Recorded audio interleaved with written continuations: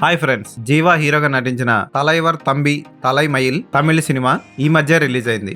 ఈ comedy cinema ఎలా ఉందో ఇప్పుడు చూద్దాం. ఓ ఊర్లో ఓ చిన్న పల్లెటూరులో పంచాయతీ ప్రెసిడెంట్ జీవరత్నం ఉంటాడు. ఒకరోజు జీవరత్నంకి అనుకోని పరిస్థితి ఏర్పడుతుంది. ఒకే సమయానికి చావుకి వెళ్లాలా పెళ్లికి వెళ్లాలా అర్థం కాని పరిస్థితి. ఓ వైపు ఇలవరుసు ఇంట్లో పెళ్లి జరుగుతూ ఉంటుంది, ఆ పెళ్లికి వెళ్ళాలా, మణి ఇంట్లో చావుకి వెళ్ళాలా అర్థం కాక వాళ్ళిద్దరిని మేనేజ్ చేయడం కోసం అతను చాలా కష్టాలు పడతాడు. ఎందుకంటే అతను ఊరి ప్రెసిడెంట్ కనుక. ఈ ప్రెసిడెంట్ని ఓడించలేక అతనికంటే మెప్పు పొందాలని చూసే మరొకడు ఉంటాడు. అలాగే అందంగా లేని యువకుడికి సడన్ గా పెళ్లి కుదురుతుంది ఇలవరుసు కూతురుతో. పెళ్లి జరుగుతుందో లేదో అని భయపడుతూ బస్సు నిండా చుట్టాలతో బయలుదేరతాడు ఆ పెళ్లి కొడుకు. చివరికి ఆ పెళ్లి జరిగిందా? మరొక కోణంలో అమ్మాయిని ప్రేమిస్తూ ఓ వన్ సైడ్ లవర్ ఉంటాడు. వాడిని చంపడానికి కత్తి పట్టిన పెళ్లి కూతురు ఊరి పలుమేరల్లోకి వెళ్ళి కనపడకుండా పోతుంది. ఈ సమస్యలన్నింటినీ ఆ ఊరి ప్రెసిడెంట్ జీవరత్నం ఎలా పరిష్కరించాడు అన్నదే మిగిలిన కథ. మలయాళంలో సూపర్ హిట్ అయిన ఫలిమి సినిమాని డైరెక్ట్ చేసిన నితీష్ సహదేవ్ ఈ సినిమాకి దర్శకుడు అవడం విశేషం. అతని తొలి తమిళ చిత్రం ఇది. అయితే ఫలిమీలో సక్సెస్ అయినంత గొప్పగా ఇందులో సక్సెస్ కాలేదు నితీష్ సహదేవ్. ఫస్ట్ హాఫ్ లో కామెడీ ఓకే అనిపిస్తుంది. కామెడీ చాలా లైట్ గా ఉంటుంది. కానీ సెకండ్ హాఫ్కి వచ్చేసరికి కథ చాలా చిరాగ్గా తయారై ఎందుకు చూస్తున్నారా అన్న ఫీలింగ్ కలుగుతుంది. కానీ మళ్ళీ లాస్ట్ 20 నిమిషాలు వాటర్ ట్యాంక్ను కూలుస్తూ ఒక రకమైన కామెడీని పండించాడు దర్శకుడు.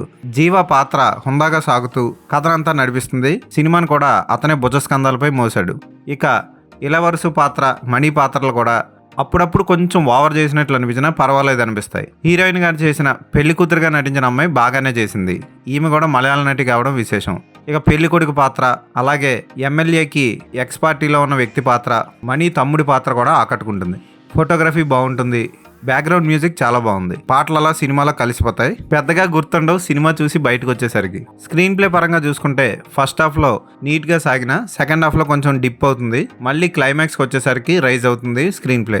మరీ నవ్వుకునే అంత గొప్పగా లేదు, అలాగని మరీ చెత్తగా లేదు. డీసెంట్ గా సాగే కూల్ కామెడీ సినిమా ఇది. జీవా కోసం ఒకసారి చూడొచ్చు.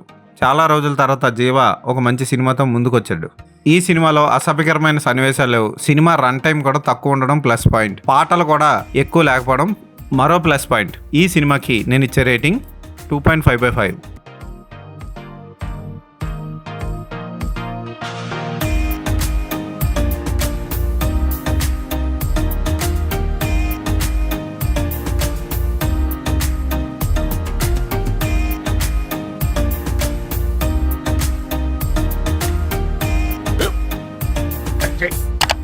స్కూల్ బెంచ్ లో ఎంత గట్టిగా ఉందోరా?